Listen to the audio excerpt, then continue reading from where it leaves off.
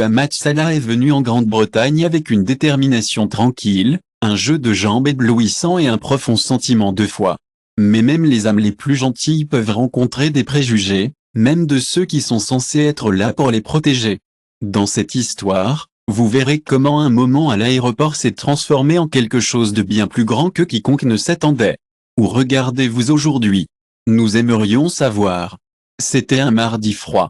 Par une matinée froide à Heathrow, Muhammad Salah et sa femme Maggie sont arrivés, enveloppés de manteaux chauds et de sourires tranquilles. Salah, une star bien aimée de Liverpool, a essayé de rester en dehors des projecteurs, mais sa renommée était difficile à manquer. Pourtant, il ressemblait plus à un voisin sympathique qu'à un joueur vedette. Maggie, toujours chaleureux et accueillant, s'est assuré que tout le monde se sentait à la maison. Selon lui, il a marché à côté de lui, portant son hijab et portant un petit sac en cuir. Ils étaient à Londres pour un événement caritatif soutenant les enfants réfugiés. C'était une visite pleine de cœur, pas celle qui mène généralement au drame. Alors qu'il traversait le terminal, Salah a hoché la tête poliment à quelques fans de Starstruck. Un gars près de la Costa a essayé de faufiler un selfie, mais il y a mieux pensé après avoir attrapé le doux regard de Salah. On pourrait dire que l'homme a la présence, mais pas le genre flashy. Puis, alors qu'ils approchaient de la file d'attente de sécurité, un officier de la TSA en uniforme.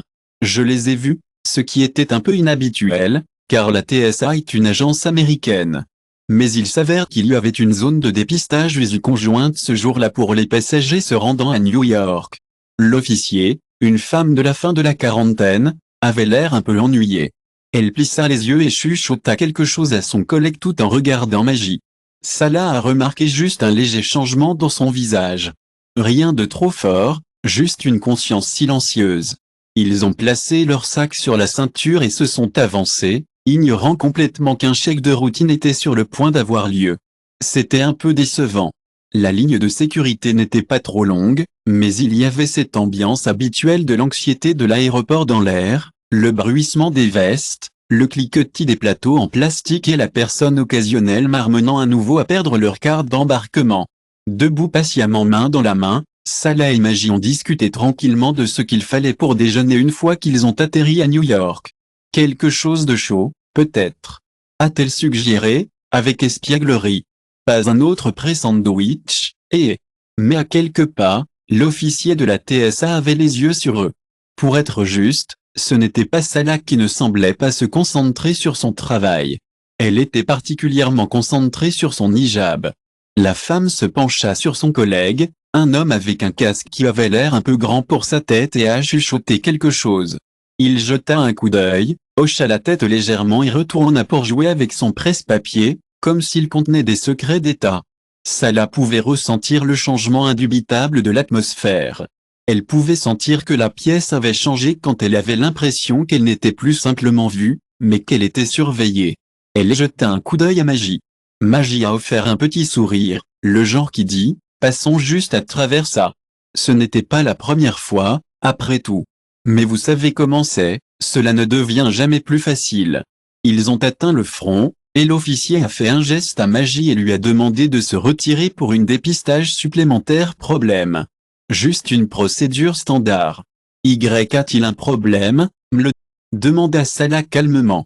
Pas de problème, répondit-elle d'un ton qui accompagne généralement quelqu'un qui vous disait l'ascenseur en panne. Elle ne l'a pas regardé. Maggie a été conduite à une petite zone bouclée près du côté, toujours en pleine vue de la file d'attente. Salah a essayé de suivre, mais le deuxième officier a bloqué son chemin avec un haussement des promptements apologétiques. Pas de problème. Juste une procédure standard, a-t-elle répondu d'un ton qui accompagne généralement quelqu'un qui vous disait l'ascenseur en panne. Elle ne l'a pas regardé. Maggie a été conduite à une petite zone bouclée près du côté, toujours en pleine vue de la file d'attente. Salah a essayé de suivre, mais le deuxième officier a bloqué son chemin avec un haussement des promptements apologétiques. Désolé, mais vous devrez attendre ici. Ce mot à nouveau, procédure. Le sort magique qui rend tout acceptable, peu importe à quel point il se sent tort. Maggie se tenait là, les mains jaillissaient calmement devant elle, tandis que l'officier commença à poser des questions, d'où elle venait, d'où elle allait, Pourquoi elle portait cela? Je suis désolé, mon ami. Tu devras attendre ici. Le mot procédure était sur tout l'esprit de Nemo. C'était un sentiment étrange, comme quelque chose de magique qui a fait tout bien, même quand ça ne se sentait pas bien. Margie se tenait là, les mains jaillissaient calmement devant elle, tandis que l'officier commença à poser des questions, d'où elle venait, d'où elle allait, pourquoi elle portait cette chose sur la tête. La température dans le terminal n'avait pas changé, mais pour Salah, elle se sentait soudainement plus froide. Margie se tenait tranquillement dans la zone de dépistage désignée, si l'on pouvait l'appeler ainsi.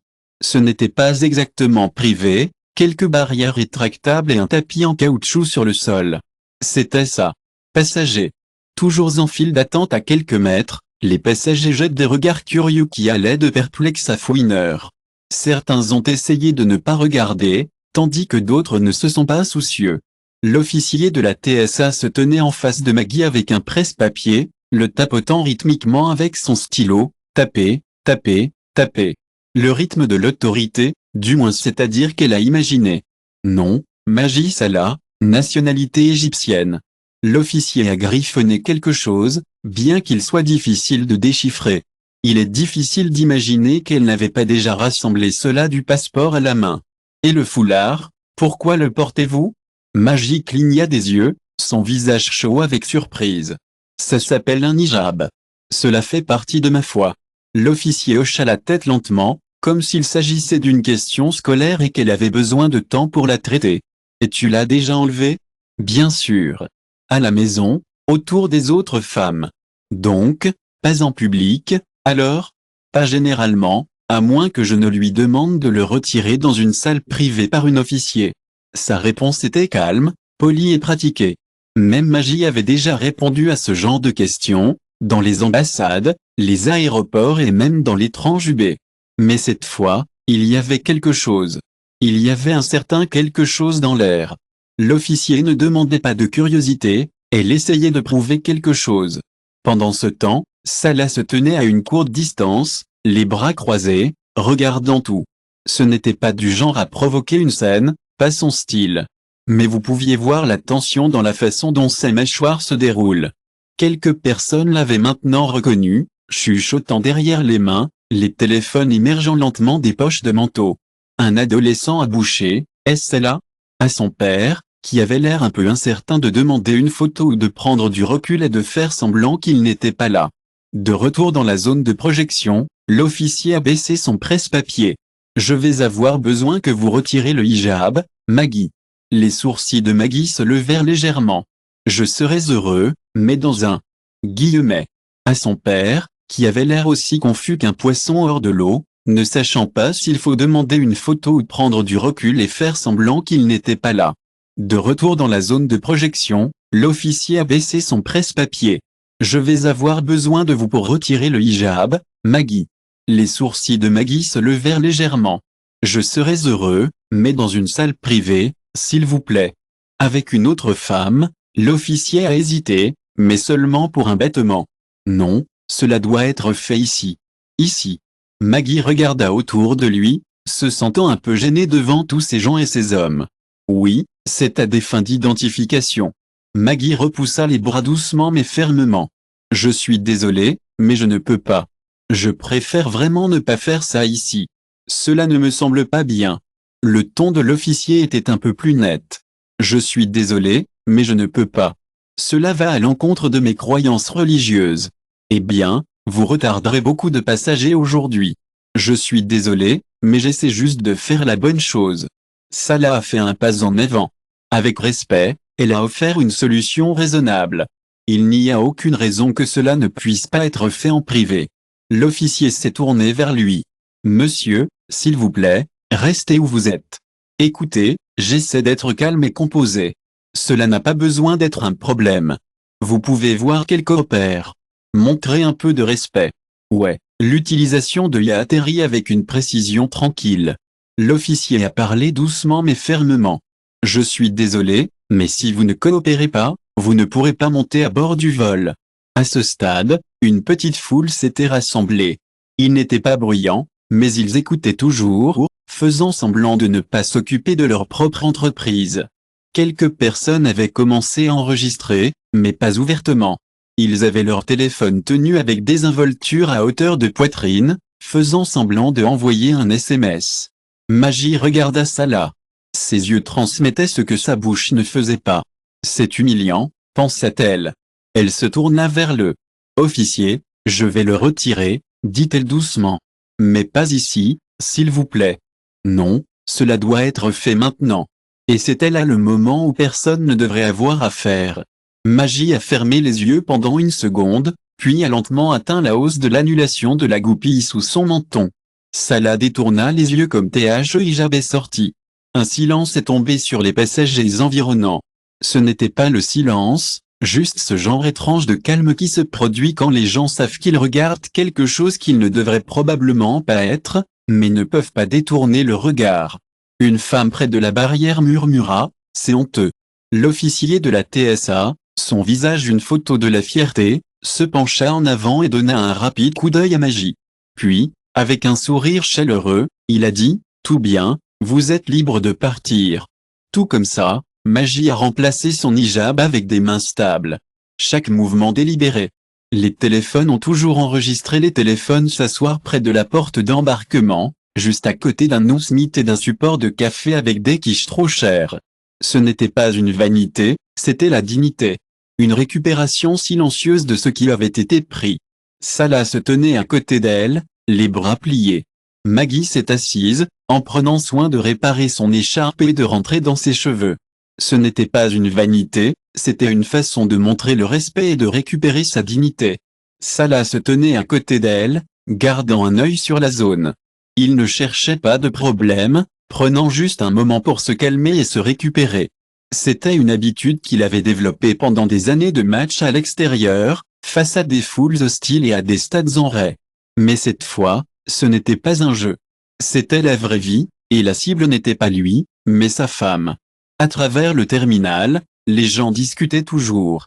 Ils scannaient la région, ne cherchaient pas de problème, ne faisaient que se regarder et se mettre à la terre. C'était une habitude qu'il avait développée pendant des années de matchs à l'extérieur, face à des foules hostiles et à des stades en raie. Mais cette fois, ce n'était pas un jeu, c'était la vraie vie, et la cible n'était pas lui, mais sa femme. À travers le terminal, les gens parlaient encore. Une femme dans une chemise de Liverpool a chuchoté quelque chose à son mari, pointant discrètement. Un homme avec une barbe et un sac à dos n'a fait bouger quelque chose pour personne en particulier. L'air avait changé. Un des officiers de plus tôt s'est approché, pas le presse-papier, mais le gars qui avait l'air nerveux. Une femme dans une chemise de Liverpool a chuchoté quelque chose à son mari, pointant discrètement. Un homme avec une barbe et un sac à dos n'a fait bouger quelque chose pour personne en particulier. L'air avait changé. L'un des officiers de plus tôt s'est approché, pas le presse-papier, mais le gars qui avait l'air nerveux au début. Il s'arrêta à quelques mètres, se grattant l'arrière de son cou comme un écolier sur le point d'avouer qu'il avait cassé la tasse du chef de la tête. « Écoutez, mec. Je voulais juste dire désolé pour tout ça là-bas, a-t-il dit maladroitement. Salah le regarda. Tu as vu que ce n'était pas bien, n'est-ce pas? L'officier hocha la tête. Ouais, ça l'était. Eh bien. Il a commencé à quelques mètres de là, se grattant l'arrière de son cou comme un écolier sur le point d'avouer qu'il avait cassé la tasse du chef de la professeure. Écoutez, mec. Je voulais juste dire désolé pour tout ça là-bas, a-t-il dit maladroitement. Salah le regarda. Tu as vu que ce n'était pas bien, n'est-ce pas? L'officier hocha la tête. Il n'a pas été géré correctement, a levé les yeux. Traité? Répéta-t-elle doucement. C'est un mot pour ça. L'homme a donné un haussement d'épaule penaud. Je ne savais tout simplement pas quoi dire à l'époque. Tu aurais pu dire quelque chose. Tu as raison. J'aurais dû, soupira l'officier. J'aurais dû faire un meilleur travail pour gérer les choses. Il est parti après eux. Cela n'a pas été géré correctement, a déclaré Maggie, sa voix douce. Je suis désolé, répondit l'homme, un léger haussement d'épaule.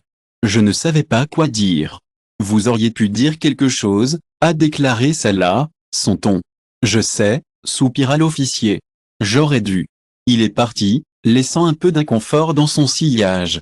C'était un moment humain, et en ces temps, c'est rare. De retour à la porte, La femme qui avait filmé l'incident se dirigeait vers une femme plus âgée dans la soixantaine.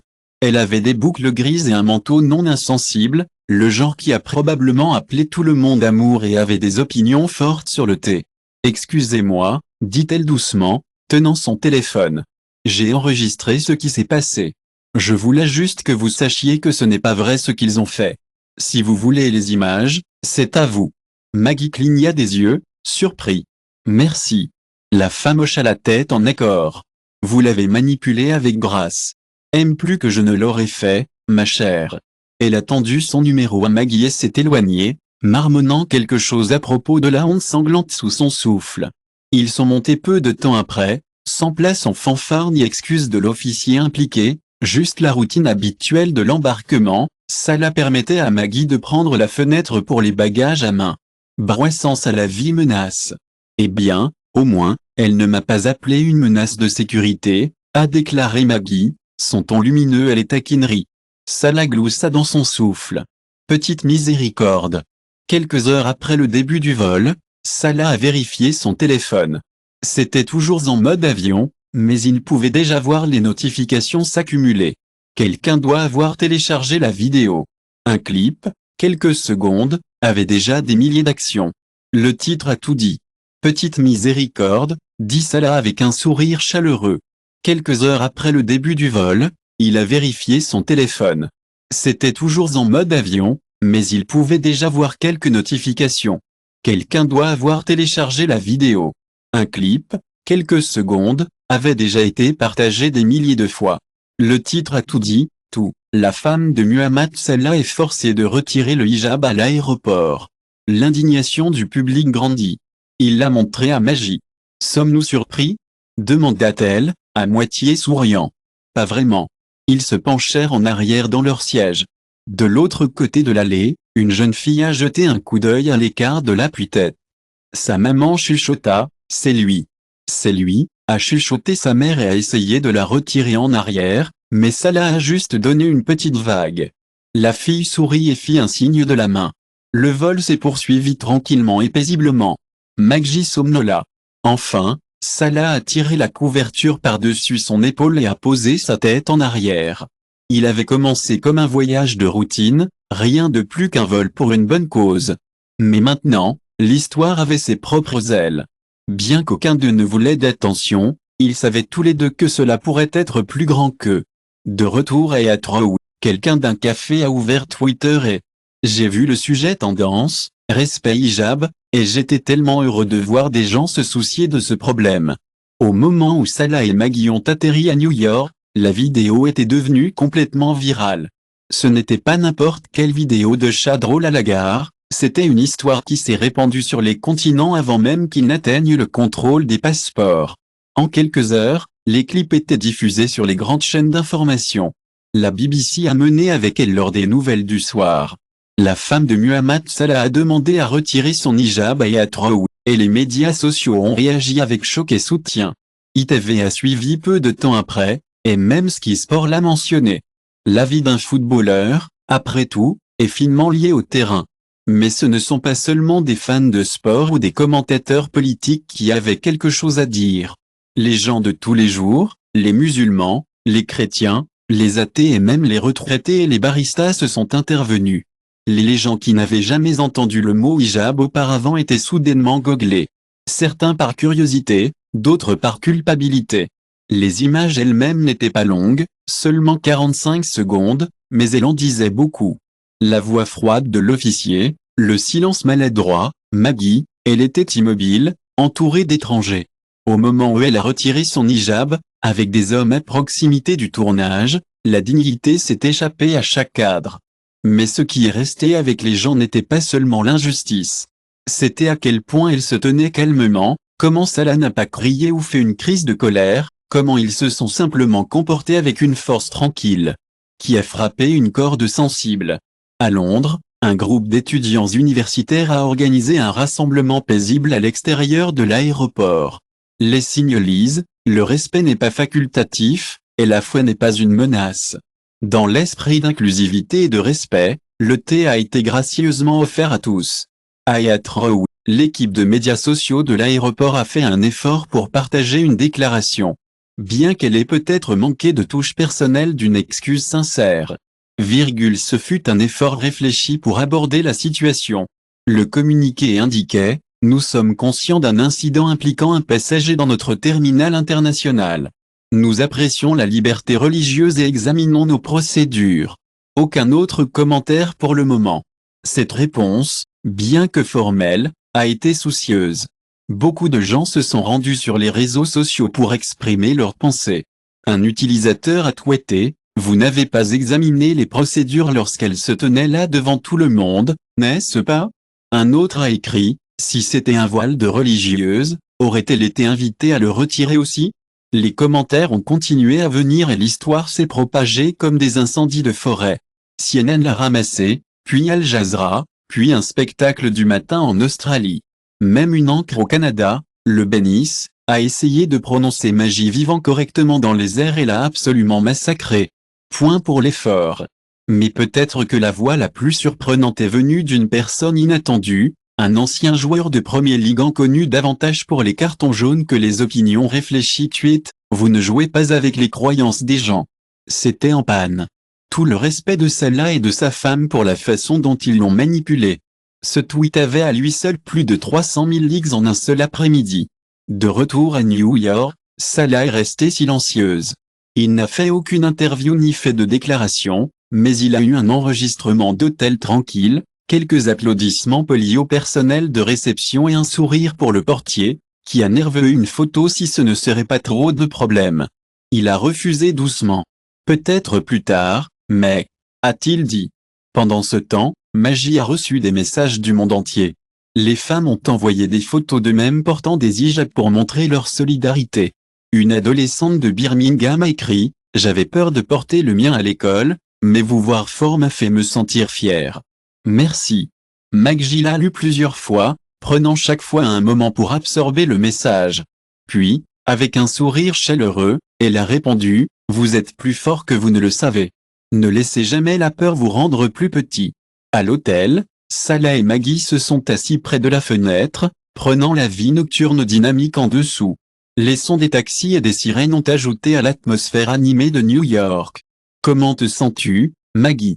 demanda Salah doucement. « Je pouvais dormir pendant une semaine », a-t-elle répondu avec un haussement d'épaule ludique. « Nous avons un gala de charité demain », a déclaré Salah avec un sourire chaleureux. « Pas de pression, non ? Oh, adorable, dit-elle, sa voix remplie de joie. Aura-t-il quelqu'un qui me demande de prendre mon foulard ? Encore une fois ? Demanda-t-il, sa voix un mélange chaleureux de préoccupation et d'humour. Ou est-ce juste des canipes cette fois ? Son sourire, sec et familier, est apparu. Probablement juste des canipes, répondit-elle.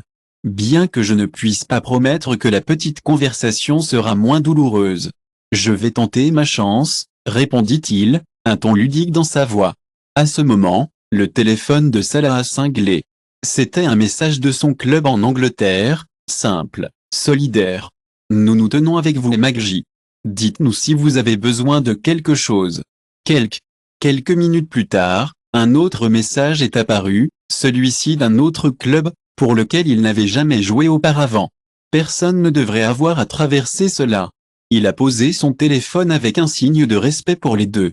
Salah regardait à nouveau par la fenêtre, pensant à quel point il était étrange que quelque chose d'aussi douloureux ait soudainement réuni les gens. Ce n'étaient pas seulement des fans de football ou des musulmans qui ressentaient cela, mais quiconque croyait que cette gentillesse comptait encore. Quelques minutes plus tard, un autre message est apparu, celui-ci d'un autre club, celui pour lequel Salah n'avait jamais joué auparavant. C'était un geste réconfortant, et cela a montré que les gens étaient prêts à aller au-delà pour montrer leur respect. Salah s'arrêta, prit un moment pour se récupérer, puis regarda à nouveau par la fenêtre. C'était un sentiment étrange, sachant que quelque chose de si profondément personnel avait soudainement rassemblé les gens. Il ne s'agissait pas seulement d'être un fan de football ou un musulman, mais de répandre la gentillesse et de rendre le monde meilleur. Il ne voulait pas d'attention, mais maintenant que le monde regardait, peut-être, juste peut-être, il l'écouterait. Le dernier poste de la nuit est venu d'un étranger, quelqu'un que Salah n'aurait jamais rencontré. Il disait, vous n'avez pas crié. Vous n'avez pas jura. Tu veux toujours aller à ce gala demain? Demanda-t-elle, sa voix à un mélange ludique de curiosité et de taquinerie. Tant que je peux porter ce que j'aime, mentit avec un sourire chaleureux. C'est le plan, a-t-elle dit avec un soupçon d'enthousiasme ludique. Et avec cela, ils ont éteint les lumières. Le lendemain matin à Manhattan a commencé comme la plupart le font, avec Salah le lire en silence. Puis il a regardé Maggie. Vous voulez toujours aller à ce gala demain? Il a demandé un sourire ludique sur ses lèvres. Muhammad, Salah et Maggie se préparaient tranquillement pour le gala de charité. Et Maggie, épinglant élégamment son hijab. Toujours vrai, cependant. Ils ont partagé un sourire, le genre qui vient des tempêtes de l'altération. Je ne m'attendais pas à vous voir ce matin. Bonjour, Salah. Il lui salua chaleureusement. Bonjour, répondit chaleureusement Salah. Vous avez raison, cependant. J'ai vu cette chose sur Twitter. Disgracé, non? Bonjour. Salah répondit chaleureusement. Vous avez raison, cependant. J'ai vu cette chose sur Twitter. Disgracé, n'est-ce pas? Salah hocha la tête mais n'en a pas dit beaucoup plus. Maggie sourit poliment. Le conducteur semblait comprendre. Quoi qu'il en soit, il a ajouté, ma femme dit que je dois commencer à manger comme toi. Je lui ai dit, à moins qu'elle ne veuille que je joue pour Liverpool la semaine prochaine, ça ne va pas arriver. Cela a provoqué un rire copieux de la part des deux. Au gala, l'atmosphère était élégante mais détendue. Il y avait moins de chemises de football et plus d'Europe de cocktails, mais l'événement était toujours rempli de gens qui semblaient vraiment émués pour être là. C'était une collecte de fonds pour les enfants réfugiés en Europe et au Moyen-Orient, quelque chose que Salah avait tranquillement soutenu depuis des années sans grand respect. Les gens se levèrent, ne applaudissant pas, juste debout comme pour dire, nous vous voyons. Lotte, une douce américaine dans la cinquantaine, est venue d'abord à Maggie. Je suis vraiment désolé pour ce qui s'est passé à Heathrow. C'était terrible. Merci, dit doucement Maggie. Nous allons bien. Nous sommes juste un peu fatigués de tout cela. Eh bien, tu as beaucoup de gens derrière toi ce soir, juste pour que tu saches. Plus tard, pendant le programme, l'hôte a invité Salah sur scène à dire quelques mots, pas un discours, juste quelques mots. Il n'a pas apporté de notes, il n'en avait pas besoin. Il se dirigea vers le micro, s'éclaircit la gorge et regarda le public. Bonsoir, tout le monde, commença-t-il. Pause. Je n'allais rien dire sur ce qui s'est passé. Je ne pensais pas. Il fallait un peu plus d'attention, mais après avoir lu tant de messages de gentils inconnus, de jeunes et de gens qui portent ce qu'ils veulent et croient ce qu'ils croient, j'avais l'impression que ce n'est peut-être plus pour nous. Il s'agit peut-être de quelque chose de plus grand. Il jeta un coup d'œil à Maggie, assise au premier rang. Ma femme était gênée, non pas parce qu'elle a fait quelque chose de mal, mais à cause de ce qu'elle porte et croit. Il avait besoin de plus d'attention. Mais après avoir lu tant de messages d'étrangers, de jeunes, de personnes qui portent ce qu'ils veulent et croient ce qu'ils croient, je sentais peut-être plus que ce n'était plus pour nous. Il s'agit peut-être de quelque chose de plus grand. Il jeta un coup d'œil à Maggie, assise au premier rang. Ma femme a été humiliée, non pas parce qu'elle a fait quelque chose de mal, mais à cause de ce qu'elle porte et croit. Cela ne devrait pas arriver. Pas dans les aéroports, pas dans les écoles, pas dans la rue. Une autre pause. Il ne se précipitait pas, mais je veux être clair. Nous ne sommes pas en colère. Nous ne sommes pas là pour accuser ou annuler qui que ce soit. Nous voulons juste le respect et peut-être un peu de compréhension, car la dignité n'est pas quelque chose que vous prenez de quelqu'un. C'est quelque chose que vous choisissez de donner. Un silence est tombé sur la pièce, et pour ceux d'entre vous qui ont tendu la main, merci beaucoup. Vous nous avez rappelé que la gentillesse compte toujours, même lorsque le monde se sent un peu bruyant. Il a pris un pas en arrière. Il n'y avait pas de fin dramatique ou d'applaudissements, juste quelques mots livrés comme il les jouait, simples, clairs et directement du cœur. De retour à leur table, quelques invités sont venus dire merci. Un homme, un rabbin juif de Brooklyn, a déclaré, « C'était l'une des meilleures choses que j'ai entendues depuis des années. » Une femme portant un turban s'est penchée et a dit, « Vous avez dit tout ce que je ressentais depuis des décennies. » Même le personnel en service semblait différent cette nuit-là, plus chaud, plus doux. Peut-être que c'était l'ambiance, ou peut-être que le respect se répercute vraiment vers l'extérieur quand il est authentique. Plus tard dans la soirée, Salah et Maggie sont retournés à l'hôtel, sentant le poids de la journée de leurs épaules. Ils étaient tous les deux épuisés mais étrangement paisibles.